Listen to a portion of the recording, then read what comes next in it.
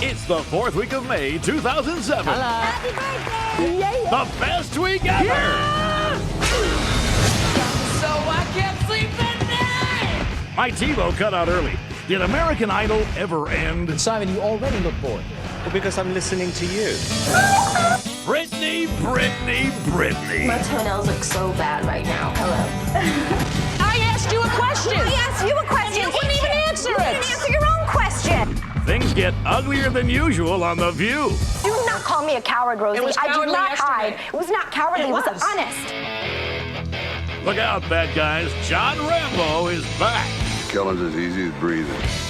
I am committed to making a difference for the Dolphins. Nick Carter finds the world's last available good cause. Along came a pot of dolphins, and I played with them. And you may have started speaking like a monkey, Mr. President. Al-Qaeda will fight us wherever we are. But one of these people is having the best week ever. It's everything you love, I love you, Nathan. I love you too. everything you missed, Hey! How you doing? I'm seriously bruised all over. good, and all the stuff you need to see again. The best week ever. What is cowardly? Is there no Asking a commercial question. in the show? Let's go to commercial!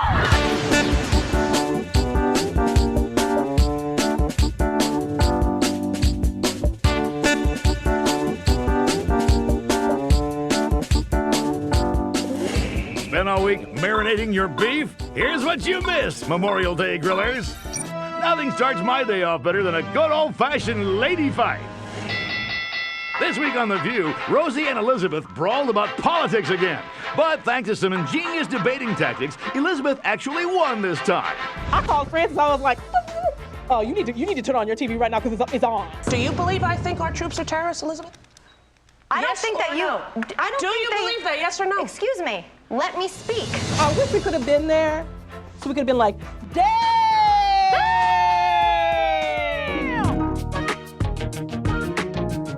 Good debaters always bring their facts to the table. And on Wednesday, when things heated up, Elizabeth showed her love of facts. We invaded them. Let me finish. You don't like Who the were facts? the terrorists? I am all about facts. You know that. You tell me not to use facts because you want me to go only on emotion.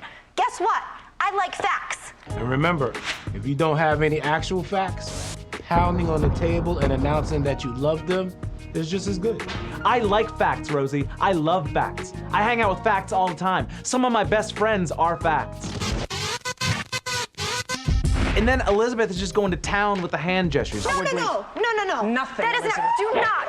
Do not call me a coward because number one, I sit here every single day, So do open my I. heart, and tell people exactly what I believe. So do I. She's got the one wagging finger and then the other wagging finger. At one point, Joy Behar didn't know what to do. She stole home. With the debate winding down, Elizabeth unleashed a question that Rosie could not respond to. I asked you if you believed what the Republican pundits were saying. say yes? You said nothing, and that's cowardly. No. Asking a rhetorical question that you never answer yourself. That is cowardly. And what's so wrong with answering a rhetorical question? Is that a rhetorical question?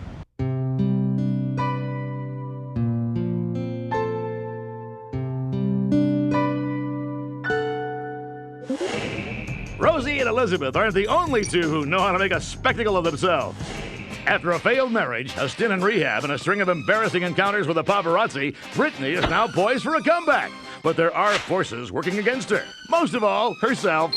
Britney's trying to make a big comeback, and I really want to root for her, but she's making it super hard. To root for her, I mean. Whatever. So Britney threw a huge tantrum and got off a plane to Miami because it didn't have leather seats. You think about those JetBlue people who were stuck on the tarmac for 1 million hours. You know, they just complained. But then Britney just has to pull a flight attendant aside and say, "You know I'm crazy, right? Do you want to see the kind of tantrum I'm going to throw here? Don't let these extensions fool you. I was bald."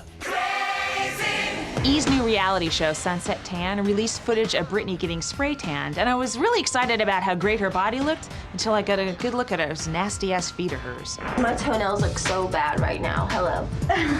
Britney was looking good at the tanning salon, but then they pan down and you realize she's actually a centaur, half woman, half horse. Still give it a poke.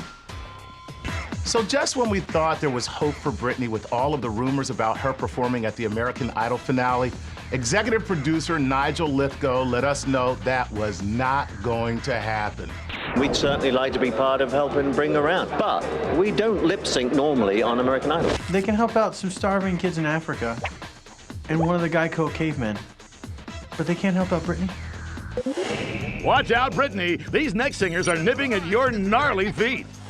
Watching the American Idol finale not only took away over 2 hours of your life, but if you T-voted, you didn't even get to see who the winner was. Here it is in about a minute. You can thank us later.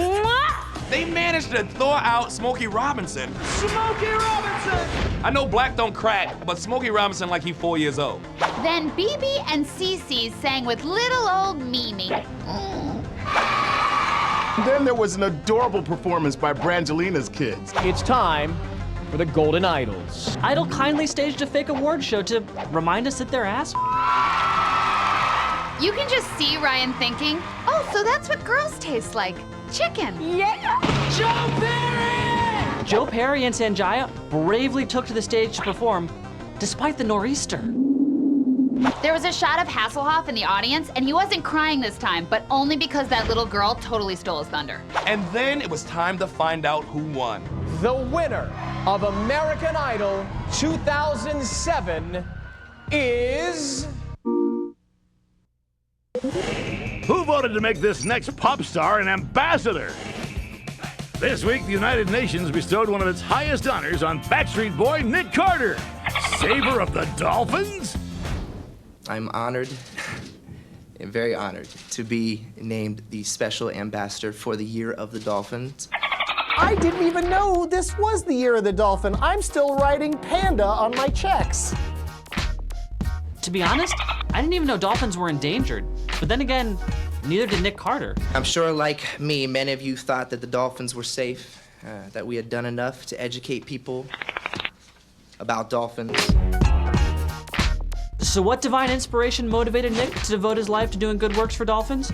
Well, he told Us Weekly, people like Bono, Angelina Jolie, and Nicole Kidman have inspired me to put my celebrity to good use. Nick Carter's comparing his charity work to the work of Bono and Angelina Jolie, which is kind of like comparing I Love New York to The Color Purple. And to prove that he means business with these dolphins, Nick Carter got himself an inflatable dolphin. You see the look on the dolphin's face that he's holding? The dolphin even looks like nonplussed and offended. Like, this is all you can get? Nick Carter? Really?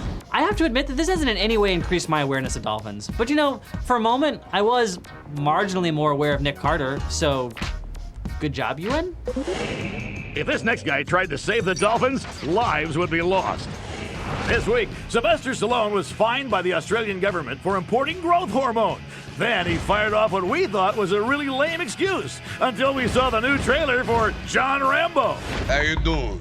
This week, Sylvester Stallone of Planet Hollywood fame was fined over $10,000 and formally convicted of trying to smuggle hormones into Australia. But he had an excuse. So here's Sly Stallone's explanation as to why he needs to take hormones. As you get older, the pituitary gland slows, you feel older, your bones narrow. This stuff gives your body a boost, and you feel a little good. Doing Rambo is hard work. Where you think I'm gonna get stuff in Parma? Stallone is right. You cannot just buy hormones on the street corner in Burma. They don't even have street corners. Burma's a war zone. At first I thought Stallone saying that he needed to take hormones to do John Rambo was kind of lame. But when the trailer came out online this week, I fully supported him. That movie looks intense. I also didn't not enjoy when he shot a guy in a Jeep from 2 feet away and he exploded like cream cheese. You know, he shoots you with an arrow, you're gonna explode. Because there's explosive on the end of that arrow? Maybe. Because he's Sly Stallone and he's got so much muscle juice in him that when he shoots an arrow at you, it explodes? Probably. Killing's as easy as breathing. And now it's time for Doug Benson, Pop Culture Bachelor, Season Finale Edition. I'm giving out roses to the things that gave me great joy in this season's TV finales. Join me, won't you, for what could be the most cliffhangerist rose ceremony ever. I'm giving a rose to The Bachelor because he was so amazed when his fiancée gave him a collage. Where did you find all these words? Maybe she found them in a dictionary. That's where words are compiled and defined. I'm not giving a rose to Don Imus because of his shameless attempt at a comeback on The Bachelor finale. Nice to meet you. Oh, that's The Bachelor's grandmother? Sorry, man. She's kind of hot. You know, if you're an old dude, I think. Next rose. I'm definitely giving a rose to Jack Bauer's dad on 24 because he's got a bright outlook on the future. China is still my future. Sweet, vagina's still my future too. China is still my future. Oh, he said butt China? That's cool, I'm totally down with butt China too. Good. I don't even know what it is, but I want a whole plate of it. I'm giving a rose to Apollo Ono and his partner on Dancing with the Stars because of their incredible blindfolded dance.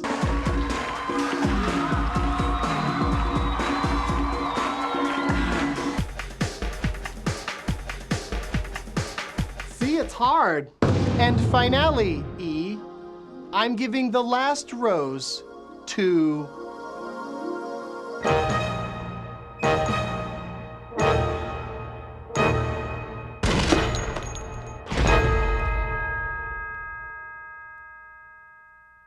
Coming up, what the hell is going on with Lost? Jessica St. Clair kind of finds out. And you may be dating the girl who shot your ex-wife, Buttafuoco, but one of these people is having the best week ever. You're watching Best Week Ever. Do these burgers look done?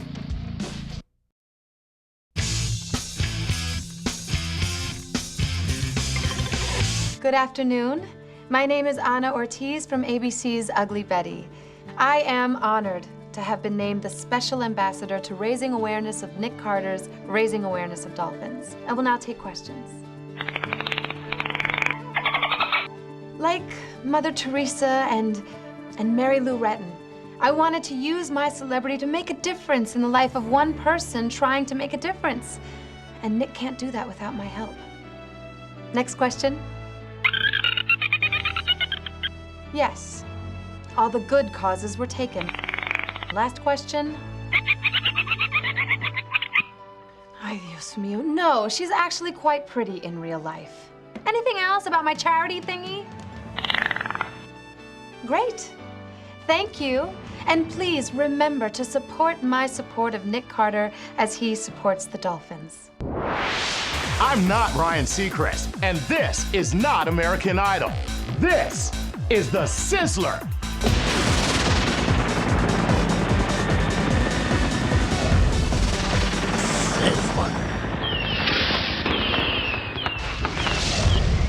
According to tabloids, recently split up Jessica Simpson and John Mayer have reignited their relationship. With more as our couples correspondent, Nick Kroll. Right, Chuck. Thanks.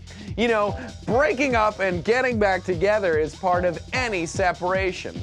It's not necessarily easy to end any... This just in. It's being reported that Jessica Simpson and John Mayer have officially broken up. With more as our couples correspondent, Nick Kroll. Oh, okay. Well, then these two are better off on their own because it's best to avoid contact with someone you've recently broken up with who's, you know... Breaking news! Jessica Simpson and John Mayer are actually back together again. With more as our couples correspondent, Nick Kroll. Oh, well, great for them. I'm John Mayer. I'm Jessica Simpson. Thanks, Nick. Go yourself, Chuck. That's great. Dynamic duo. This week, we found out celebrities are just like us. With more, it's John Mulaney. What's going on, John? Thanks, Chuck. It's our old pal Sharon Stone, and just like the rest of us, sometimes she doesn't have time to iron her pants. Oh, those aren't pants? Oh, well, either way, she's an old lady. Back to you, Chuck. Sizzler! If you're a fan of Lost, then this week's season finale probably blew your mind, but left you saying, hey, what's going on here? Jessica St. Clair sat down with Michael Emerson to get some answers. Welcome, Michael. I have to say I'm a huge fan, and I know some people, Dumb Heroes fans, complain that this show doesn't answer enough questions, so I'm here to really... I know why you're here, Jessica. I know all about you. You have questions, don't you? Well, yes, this is an exclusive interview, so any chance we can get the inside scoop on what Ben's really up to? I want to tell you what you want to know, and I know that you want me to tell you. But is that really what you want to know? Do you want to know about the island? Do you want to know what Ben is up to? Or wouldn't you rather know about the sadness inside you? Hello? Who is this? What do you mean he's gone? Oh my God. How can he leave me like this? Oh my God. You look sad. You need to learn the art of telling jokes. And one day, you will interview a powerful man. Little help here? Wait, hold on. I think if you just back up a little. Yes. Okay. Oh, you're on my foot. You're on. All right, Okay. fine, There we we're go. cool, And cool. Okay, wait. My backstory has nothing to do with the show. Okay. I just want to know some spoilers. But you see, you're not ready for spoilers, Jessica. I wish that you were, but you're not. Come on. Just tell me what's going on with the island. Man, what's going on with the island? Okay. Could you just give me the answer to something? Like, how many fingers am I holding up? Is a thumb really a finger? 3. That is the answer to the question. Wait. Is that a polar bear behind you? No. But I just saw it. It's right behind you. What polar bear? When we return, Matthew McConaughey spreads his wings. Cuckoo! Plus, you may have hosted a record number of pregnant ladies, Johannesburg, but one of these people is having the best week ever. You're watching Best Week Ever, like a guilty pleasure without the guilt.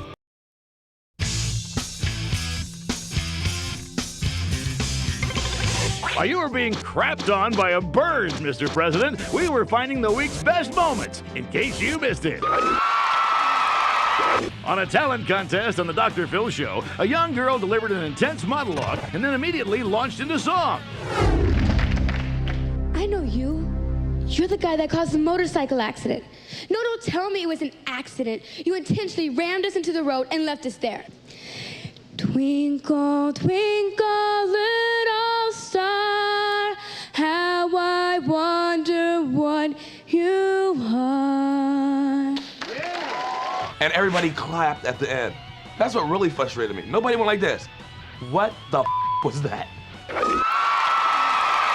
On the British TV show Embarrassing Illnesses, a naked rugby team learned how to check themselves for testicular cancer. They found out that even though it's not baseball, it's still important to keep your eyes on the ball.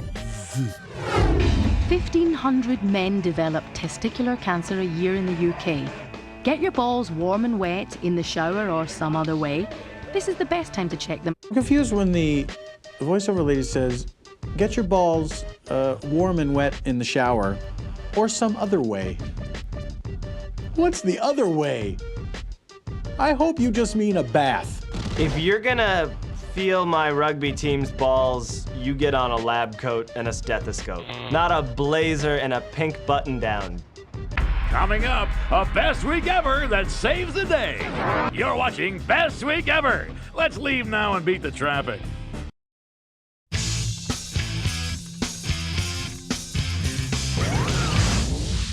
Faster than a speeding subway, almost able to leap small puppies and then fall down. This week, the world was awash with dramatized and true tales of valor. That's why heroes are having the best week ever. On the season finale of Heroes, found out that Peter was the bomb, not in the good way. And so his brother flew him up into the sky so they could both save the world. Of course they saved the world. You can't set a show in some post-apocalyptic world where everything's gone to hell. That's what Studio 60 was. So it wasn't just a good week for TV heroes. Real-life heroes had a nice week too, because they were on TV. Wesley Autry, the New York subway hero, back in the limelight. What, did some other epileptic have a seizure on the tracks? No. Howie Mandel is hosting a game show. You are going home with $25. You know, Wesley doesn't just save subway victims, but he heroically saved NBC $999,975. And when I thought about Paula Abdul this week, one word came to mind: heroin.